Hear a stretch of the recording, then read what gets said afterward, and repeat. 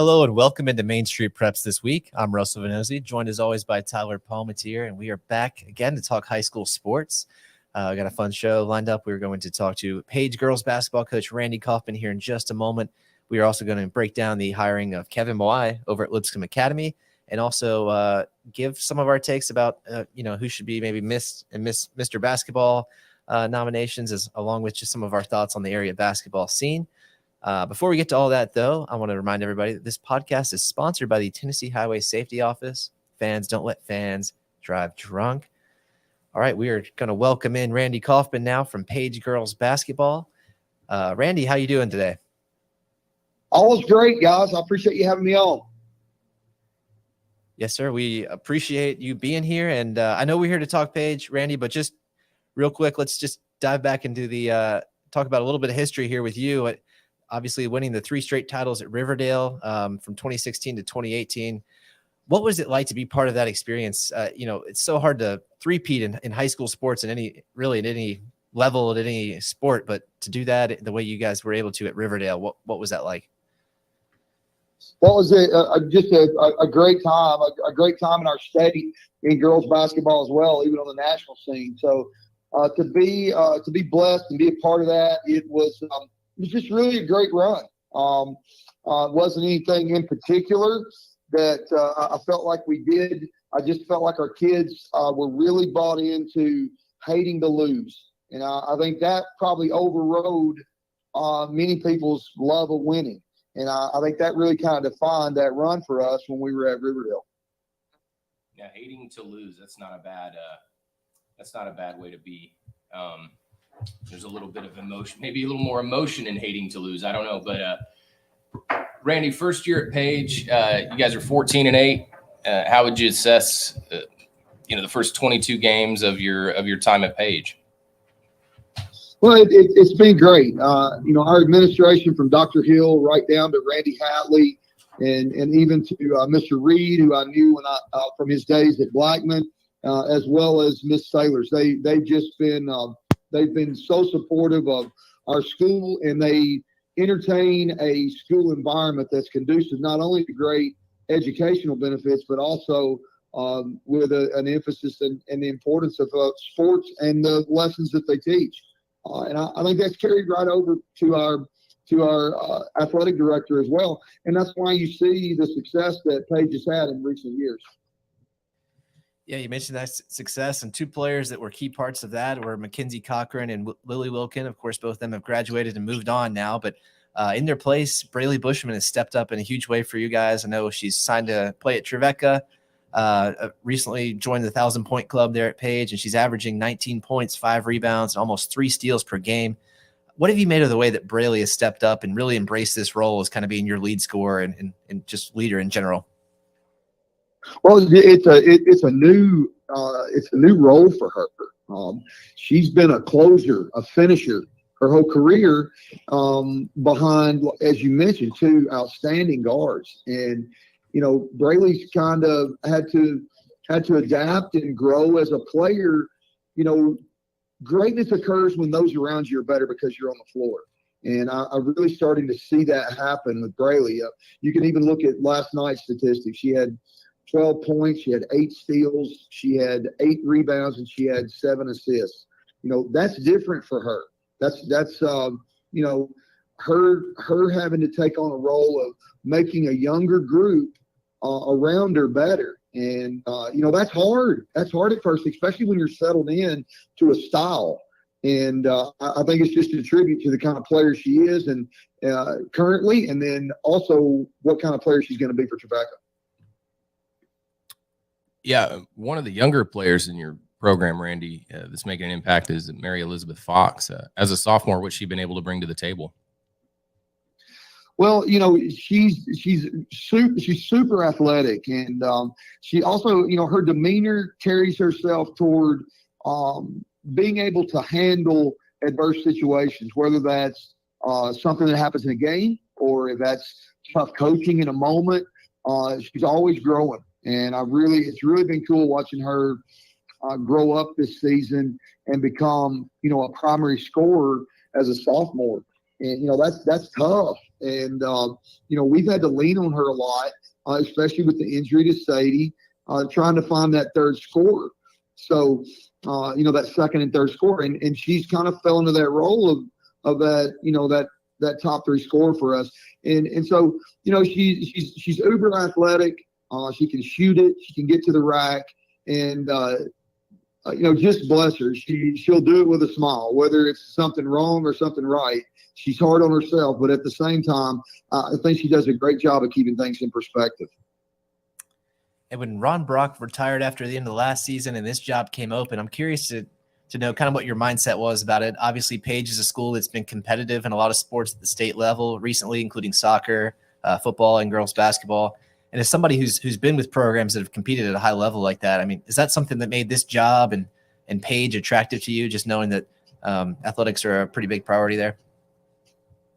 Well, Ron did a great job. And it's funny that you say that because I've literally taught school with Dr. Hill years ago, and I didn't realize it at the time because her name wasn't Dr. Hill until I got it through to the interview. But certainly, Ron laid down a foundation and a work ethic here that in a winning culture, and I think that those things are attractive.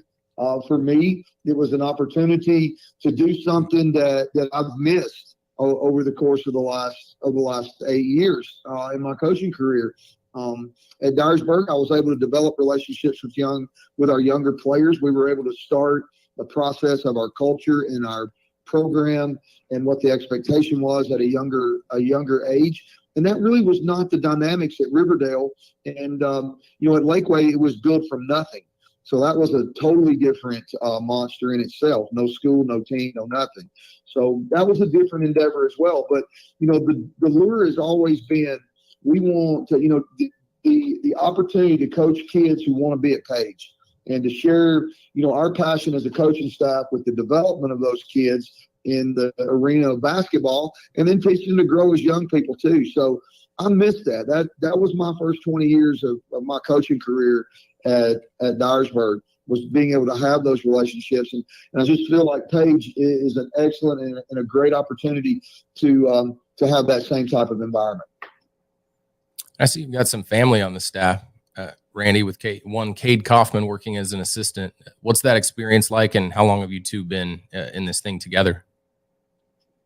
Well, Cade played when he got done with his collegiate career. He played as a baseball player, and he had helped some on the side a little bit with individual lessons, and he really took to that. He loved that skill development side of it, and he started working with me. This is year 4, so 3 years ago he started as our middle school coach, actually as a middle school assistant, and then he took the head coaching job 2 years ago and did a great job of starting the process of our young kids and what not only what the expectation was, but the system itself, and getting those kids to be comfortable when they get to us at the high school level. Last year, he was also a high school assistant for us. And so, this year taking over a lead assistant's role, and it's really been exciting that, you've got someone in your family who shares that passion, but, also being able to maybe teach and mentor a little bit, as you get into your upper years, I guess would be a nice way of saying it. But it's really been a really cool environment here. And, to share that with Ralph Ringstadt, who is here in the community, that's been really neat as well. A set of veteran eyes that understands Page and understands the landscape around here. He's been a vital help as well. So, Randy, it's hard to believe, but postseason basketball is right around the corner, and your team stands at 14-8 as we speak here on a Wednesday. What are you hoping to see out of your group over these next few weeks before the tournament play gets rolling? Well, it's you mentioned earlier, Riverdale and that type of stuff, and while it's fun to look back at those memories, for me, every year is a new year, and you just want at the end of the year to have your kids maxed, and so it's that process of the journey of a 30-game basketball schedule and trying to go through the peaks and the valleys and try to teach in the peaks and try to keep people grounded when things are really good, and then do a good job of teaching through valleys. And I think that's really what coaching is. And, for us, all we can do is try to get our kids to max at the end. And that's what we're excited about. So, it's not something that we look at and we go, we're comparative to this group as opposed to 2 years ago team or 3 years ago. It was a new journey that started in May. And watching these kids grow is really a cool thing. And then trying to have them in a good spot mentally and physically, and everybody clicking on the same page in February. That's really your goal as a coach. Last thing, Randy, then we're going to get you out of here. You got games against Tullahoma and Lawrence County in your district. Those teams are coached by Chad Hibden and Wendy Scott, respectively, who you know from their days at Blackman. What is the coaching acumen like in your league? Oh, it's outstanding. Wendy does a good job, and she was there already on staff, so there was very little, where they had to learn something new. I think that helped them a little bit. Chad, obviously he's done a good job. He's got state titles under his belt. He's coached at the collegiate level. But I'm going to tell you, Chad Tips over at Lincoln County does an outstanding job, and it's not by accident that they're at the top of our division right now. And he's got kids that have been with him that understand his system, and they execute. So. That's our challenge: is new culture, new coach, new team, and new players and new roles. And it's our job as a group is to just keep these kids growing. And I'll be honest, guys, I think our best basketball is still in front of us. I do.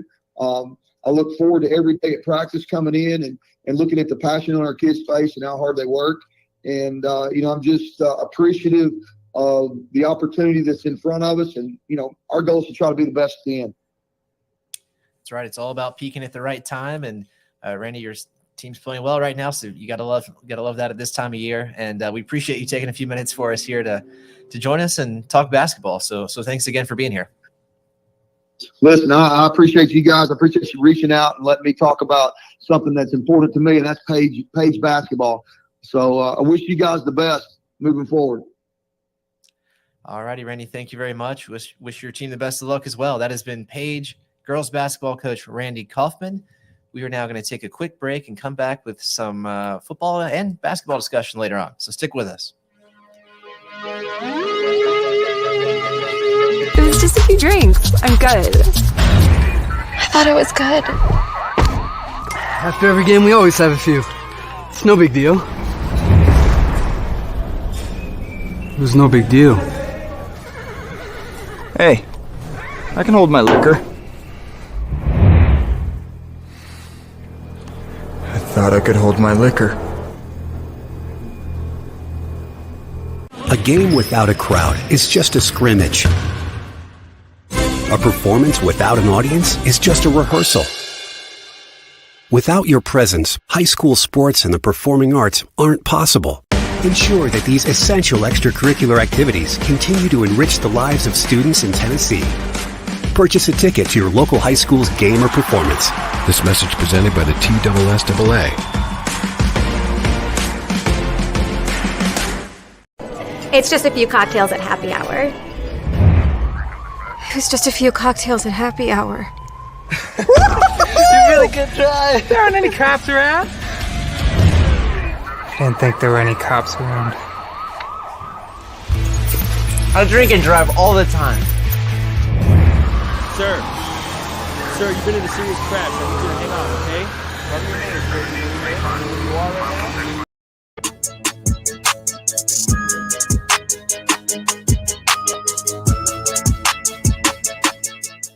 The big news this week is that Lipscomb Academy has replaced one former NFL player with another as its head coach, hiring Kevin Mawai, former Jets and Titans center, who is in the Pro Football Hall of Fame, a familiar name here around town. Tyler, you got to see his introductory press conference yesterday.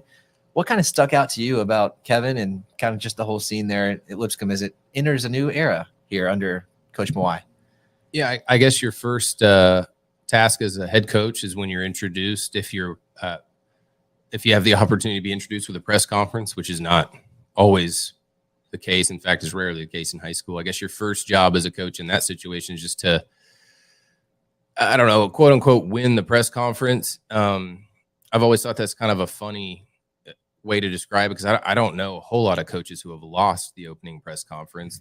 You have time to prepare, and everything's rosy and fun when you're new, and everybody's excited that you've been hired. But Kevin did that. He did a great job. He showed emotion on a couple different occasions on different topics that are important to him. He has a purpose in this job. I think he made very clear he didn't want to coach in the NFL anymore or really be in the NFL. I think he's got a higher purpose when you look at his faith, as he described. One thing a lot of coaches won't do is make the jump and say that this is going to be their last job, which he did say a couple times, basically saying, I won't work again, regardless whether I get fired or resign after a long time. Or he also said if he walks away from his contract, which I thought was kind of maybe an interesting line to say in your introductory press conference. But again, those are small. That's a small thing compared to what he did. 99.5% of the press conference, he was really good. And what's not to like about his background and he's got an assertive nature, very straightforward. So I liked what he had to say. So I wasn't there, but I got the chance to watch the press conference later. I had a lot of the same thoughts there. And the last job line was pretty interesting, given that he's still fairly young. Former players always seem, a little younger than they are because they retire so young. Even if you play till you're 40, I mean, you're only 40 years old in the grand scheme of things. That's pretty young. But I think you live about 10 extra years in the NFL. Yeah. When you think about it, I mean, it's right. Because it's just such a beating and pounding, especially for an offensive lineman like he was. But it's definitely a bold statement to say this is going to be his last job, but I don't have any reason to doubt him. He's accomplished just about everything you could want. Like I said, Pro Football Hall of Famer. He was the president of the NFLPA. He's coached in the NFL already. He has every reason to just ride off into the sunset and just vacation for the rest of his life. So clearly this is something he wanted to do, and instead of feeling like he had to do it. And sounds like whenever he's done here, he's pretty much done with football. And after that, can maybe just take a little bit of a deep breath. But it's interesting because there was some contrast, I felt like, to some of the language that Trent Dilfer used. And it seems like this is going to be maybe a slightly different culture, even if it is still that NFL mindset that Kevin Mawae is going to bring. But how do we think that Lipscomb fans and coaches and players are going to kind of react to slightly different environment here, as it would be with really any coach that was not named Trent Dilfer? Yeah. I think as long as they win, what's not to like? I mean, that's all anybody cares about at the end of the day. If you win, and as long as you win the right way, nobody's going to care. But I do think they're at least initially looks like there might be a little less pomp and flair. I mean, Trent Dilfer used the skills that he gained as an ESPN broadcaster to help ignite a lot of energy, I think. And I think that was needed for them at first. It's probably not as needed now that Lipscomb's on the map. You don't really have to do that, although you just have to wonder how much of that culture did Lipscomb enjoy, maybe wants to continue. To my knowledge, Kevin doesn't have a Twitter account, so maybe the will to promote and build awareness is not going to be as strong. I don't think fans won't care as long as he wins. I mean, that's the bottom line. I don't think they will, but to us, it may all look a little bit different. And kind of as you mentioned, there's really the one thing that might be missing is the brashness. I don't know what the best word is for it, but just to be like, we're going to be the best. We're headed to the top. And maybe that's because Lipscomb's already in a really good place and he doesn't need to create any more unneeded expectations. Yeah, I think you're right. I don't think you need to. I mean, it's probably a good thing at this point to tamp down some of the language, because I mean, this is high school football after all. The competition for them is going to get tougher this season, so it's a perfect time to ease up on that. Because look, nobody's arguing that Lipscomb is the best team around. I mean, it's pretty clear that they were this past season. So maybe they'll do a little more of their play, let that do the talking, and I think all of us would be perfectly fine with that if they did. But of course, they also have every right to brag too, because they've got the bragging rights right now. But it's interesting, Tyler. This is now 2 coaches in a row where Lipscomb has really hit the jackpot, trying to revive this program. And just thinking about where it was around 2018, I mean, it's just amazing to see how quickly they've come this far. It's pretty clear that they're pushing to be a national powerhouse in high school football. What's kind of your thought on that? I think it is that reputation is built over a longer time than we've seen. I'm sure there have been teams that have popped into the top 25 rankings before and popped out. I mean, it happens, and that to be in that ranking every year, I think is to be a national powerhouse. So that's a lofty goal, and that takes time, and that takes the right coaches, and certainly. But if you're looking at this on paper, certainly this is just a home run hire with what his experience is. As you mentioned, his experience in the NFL, president of the NFLPA, understands relationships. He's coached at every level. Really, it's pretty funny. I mean, he's coached at the NFL level. He has already been at the high school level. He even coached at the junior high level. So the experience that he has compared to Trent Dilfer coming in is already more in terms of just coaching and being on that side of things. So again, if he wins, that's what'll happen. I think the setup is right. It's conducive to be a national power, but he's just gonna have to win. Yeah, the momentum is there, so it's clear that Lipscomb's trying to capitalize on that, and why wouldn't they? Because when you think about this, I mean, when you think about universities, colleges, they always say that athletics are the front porch to their school, and I think it's the same at Lipscomb University. I mean, when they made the March Madness, the tournament in 2018, what that did, the amount of free publicity they got out of that was hard to even measure. It was in the millions of dollars. And I think to a lesser extent, it's the same with a great high school football team. I mean, with all the people that are moving to Nashville, Lipscomb Academy, if they continue on this track, is going to be the school that everybody recognizes right off the bat. And I think the value there to the school is tremendous, especially with how competitive it is around here with so many private school choices.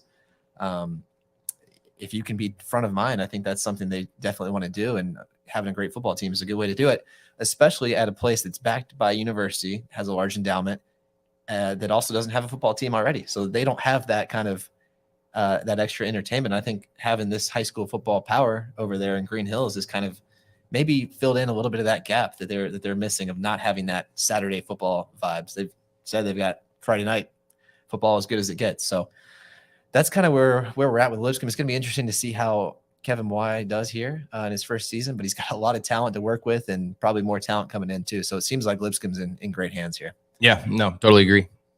So let's take another quick break and then come back to wrap up the show with some basketball talk.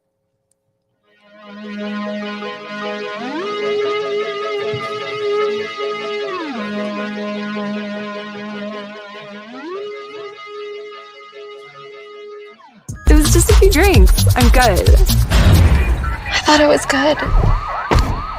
After every game, we always have a few. It's no big deal. It was no big deal. Hey, I can hold my liquor. I thought I could hold my liquor.